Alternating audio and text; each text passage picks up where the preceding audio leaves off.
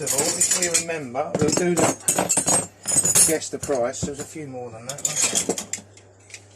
There was right, so there were some Garrett and spanners, right.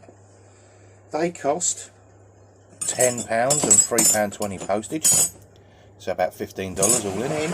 And we also had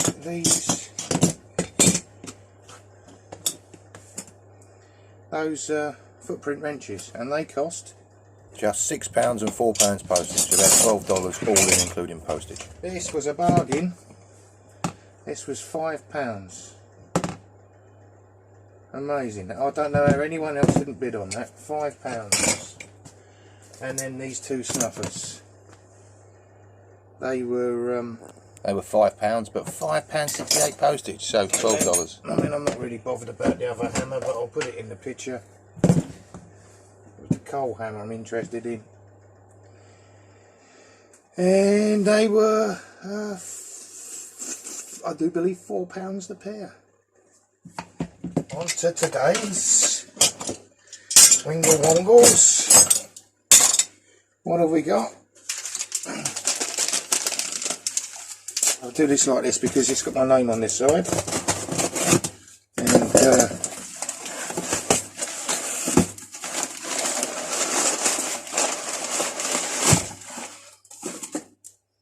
15% off. Ah, more deoxy. Good, good, good. So, deoxy there.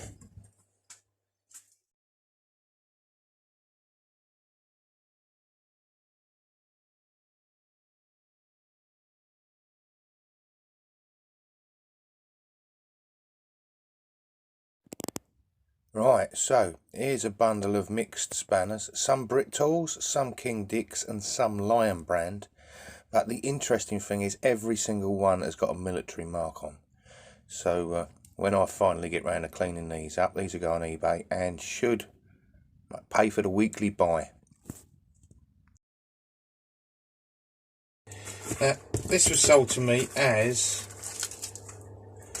a Stanley and an Eclipse. It's an Eclipse and an Eclipse, but I'm not going to argue. I had one of these before and I let it go, so. Now, where are we? Got that there. That's quite nice, that Eclipse. Hasn't even got a number on it, has it? No. So that's a nice original old thing. And then this is an Eclipse 13. Right, so that's that. Nice and easy. I don't know what's what here.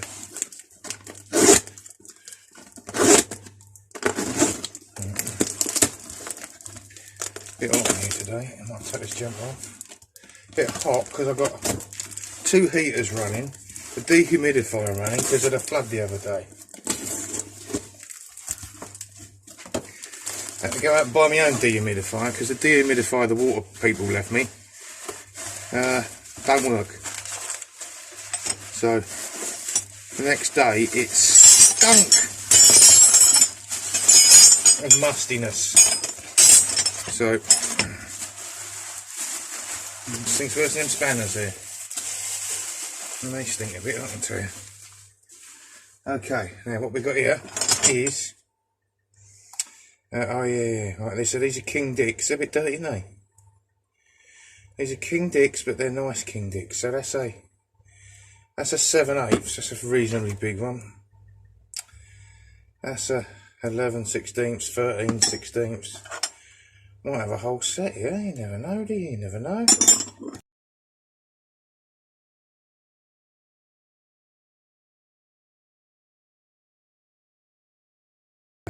Oh, that's a more modern one. Give that a clean, see what that can come up like. That's a. You see that now?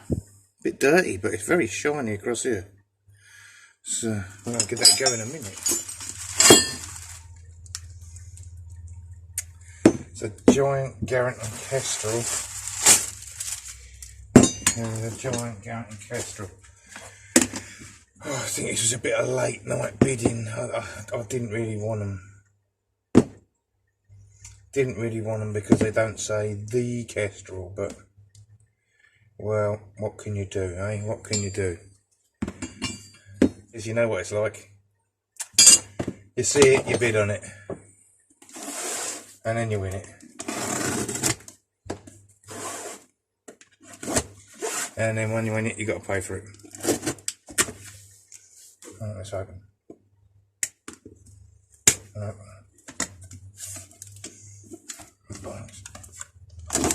It says Vice on the outside, so I don't remember winning a Vice. Must tell you, I don't get drunk. Hardly. I probably drink about one can of cider a week on average, if that. So it's not like I bid and forget because I'm drunk or anything. So half the time I do not know how this happens, but I forget.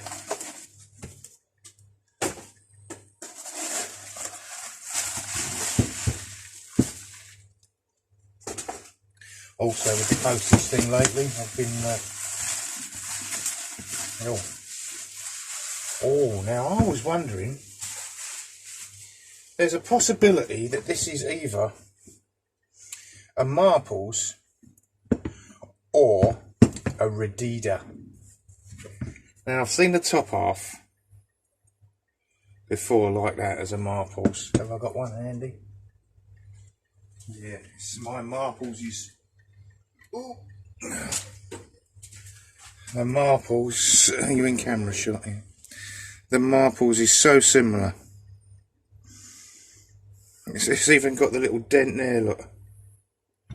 Hasn't got a hole underneath for a swivel. But, I mean, it could be.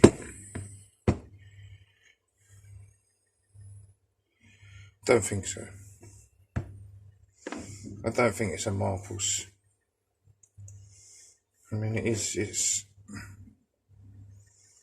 incredibly similar. But I think it's a Redida. I think that rings a bell. It didn't have a name on it when I bought it. When I say it rings a bell in my head as to having seen at some point in history. So we'll have a look into that in a minute. Those. Oh, is that it? I don't know. Is there nothing more to open? Yes, here's an open. Here's one to open. I already opened this, but then it was only it could come on its own. So we'll take it out of the box, and this is this is a Garrington's. Again, can't be crazy on Garrington's lately, no. Made in England.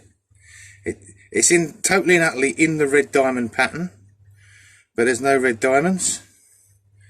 It doesn't say red diamonds. It says Prov Pat. So Prov Pat. Can't think. But this is 1958. It could be just around the time they changed from all the bird names. It hasn't got a click to it either. So it does work reversing, but not a good click at all. Lucky really, I ain't going to use it and it's just going to go on the wall. So we'll give that a clean up and highlight the Garringtons and move on, I suppose. I think someone's actually put that off in there themselves. And then we come over to the book. And the book is showing two. It's showing Redida improved table vices. This is just under, surprisingly, the record imp table vice. The record imp table vice was 35, and this, that's not the swivel, this is the swivel, that's what the difference is. This was 25, this was about a third and a little bit cheaper than the record. That looks like the Redida equivalent of the Marples I just showed you. So it is that one. It is that one. I've checked it out. It's got the little groove look there. and that's got it there. I've measured the jaw size. Jaws are 2.5.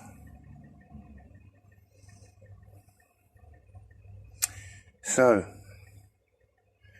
that needs a little bar made for there, and it needs the clamp things going on there, and it needs spraying, and then that is a Redida number 37.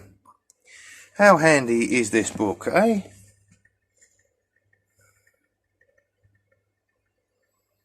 Right. Now something else I picked up the other day. Just show you on scale. There's my fingers. A nice. This is a blown up postcard or photograph of the lorry in the, oh, that had been like the 50s or the 60s, leaving the Garrington factory with I think that's girders on there. That was only cost a couple of pounds. That's a nice little thing. Put that behind some plastics that go on the wall.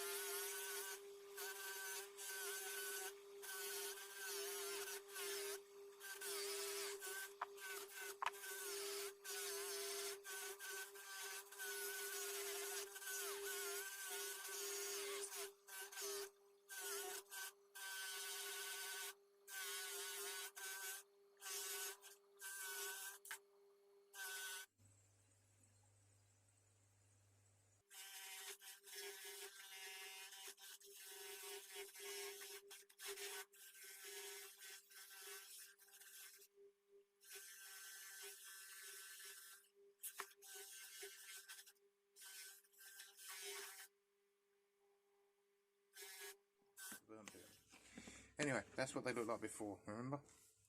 And this is what they look like now. Turn them round. That Axminster machine is marvellous, as is the original quality of these shiny buggers.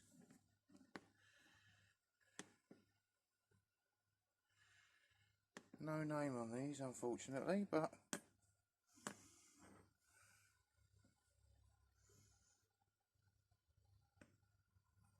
you know, they're very nice. So once again, we've got before the polish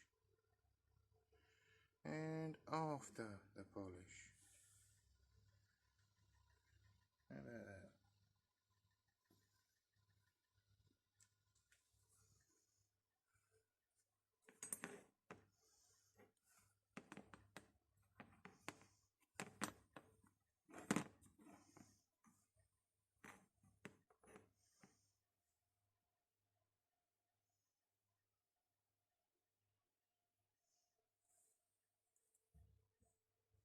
So it's double treat pad saw handle today. We move on to these two pad saw handles and get these nice and shiny and sorted out. However, this second one has a lot of damage at the end. Look at that.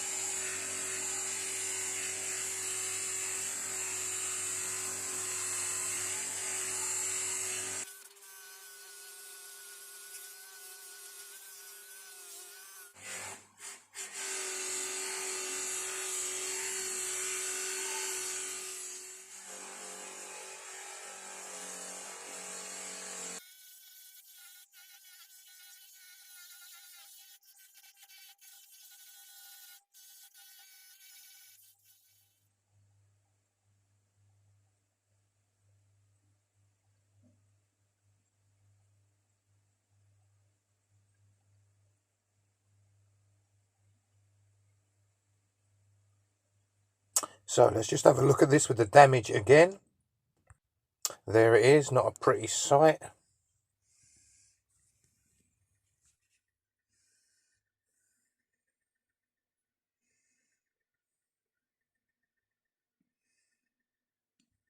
It was the other side that was damaged. Turn it over and you can see there is just about 4 specks of pitting left out of that big chunk. I think that's come out really well. Nice and shiny as I like them. That can go in the drawer with the others. And I shall show you the complete drawer in a minute or two.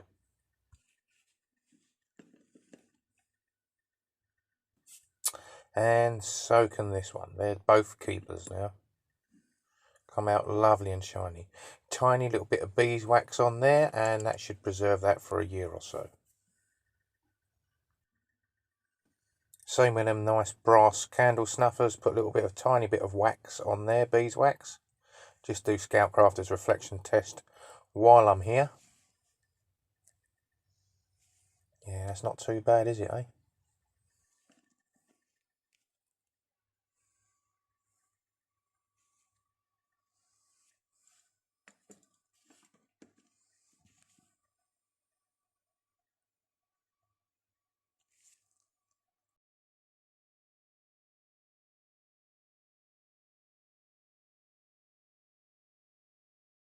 So the two under the blue one are today's restorations.